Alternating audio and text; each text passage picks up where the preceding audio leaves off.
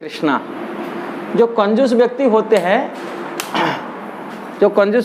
वो अपनी कल्याण भी नहीं जानते हैं और दूसरे की कल्याण को क्या कर सकते हैं।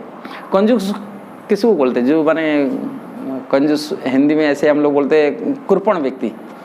कृपण व्यक्ति कभी अपनी कल्याण नहीं कर सकता और दूसरा की कल्याण भी कभी नहीं कर सकता।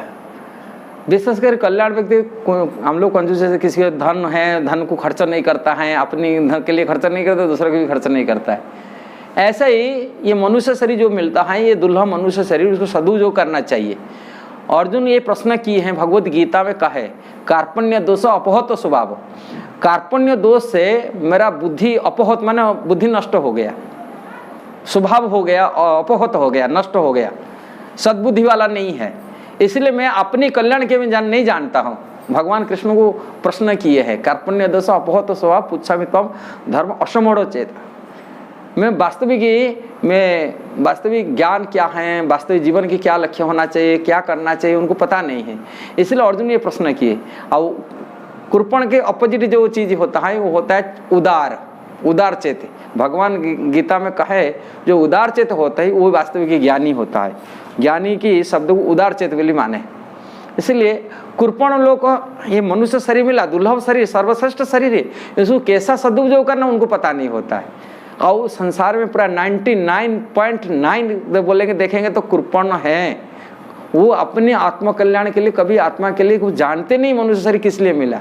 जैसे ही कृपण व्यक्ति, धनी व्यक्ति पैसा रखता है किंतु उसको पैसा को सदुपयोग नहीं कर पाता है, वो केवल पैसा रखता है किंतु उसको सदुपयोग नहीं जानता है कि नहीं दूसरे की कल्याण किसी लगाए कि अपनी कल्याण कुछ को नहीं जानता। ऐसा ही कंजूस व्यक्ति कभी अपनी कल्याण नहीं कर सकता कि दूसरा कल्याण क्या कर सकता है। ऐसा ही ये मनुष्य शरीर दुर्लभ शरीर है किंतु कैसा सदुपयोग करना उनको पता भी नहीं है, कैसा क्या करना है, किसी कैसा यूज करना चाहिए।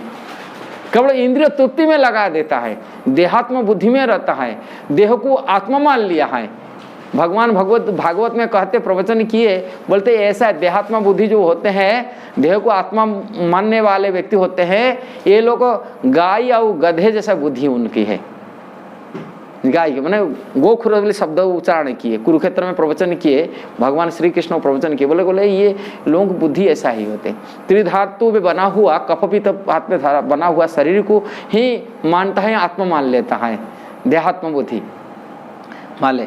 इसलिए वास्तविक कृपण से थोड़ा ऊपर यदि उठना है, हमको उदार चेत होना चाहिए, हमको आत्मा ज्ञान प्राप्ति करना चाहिए, तभी मनुष्य जीवन सफल बन सकता है।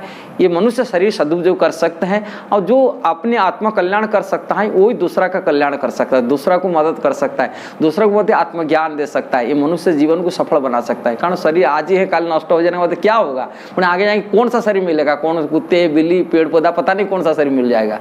इसलिए इसको अभी से हमको आत्मा ज्ञान में स्थिर होना चाहिए, भगवान से हमारा रिलेशन मालूम हो जाना चाहिए, भगवान से कृष्ण से जुड़ जाना चाहिए, तभी ये सदुपयोग कर सकते। कृष्ण की सेवा में शरीर को लगा देंगे तभी मनुष्य जीवन की सफलता बन सकता है। यदि वीडियो आपको अच्छा लगा जरूर इसे शेयर करना, सब्सक्राइब करना, लाइक कमेंट देना। हरे कृष्णा।